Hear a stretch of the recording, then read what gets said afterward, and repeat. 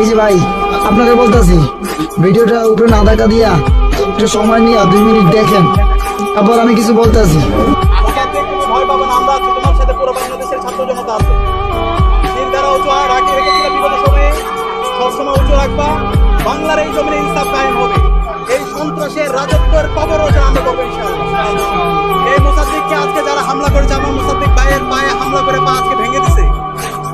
এই ছাত্রলীগের সন্ত্রাসী সকল সন্ত্রাসীদেরকে আমরা এই বাংলার জন্য বিচার আওতায় নিয়ে আসবো এবং এই সন্ত্রাসী প্রত্যেককে আমরা আইডেন্টিফাই করে প্রত্যেকের পরিচয় সহ আমরা সারা দেশের প্রত্যেকটা ক্যাম্পাসে প্রত্যেকটা এলাকায় আমরা প্রচার করবো এবং এই তাদের প্রত্যেকের ডকুমেন্টেশন হবে, প্রত্যেককে বিচার আওতায় আসা হবে।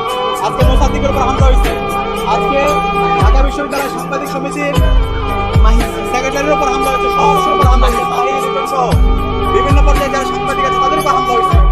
আমি কোনো দলের হয়ে কোনো কথা বলতে চাচ্ছি না, ঠিক আছে? দেশের ভিতরে এরকম যদি অশান্তি থাকে তাহলে দেশই ভালো থাকবে? আপনি বলেন। আমরা এই দেশের ভিতরে মারামারি কাটাকাটি দেখতে চাই না, আমরা দেখতে চাই মানুষের সাথে মানুষের ভালো বন্ধুত্ব, ভালো সম্পর্ক।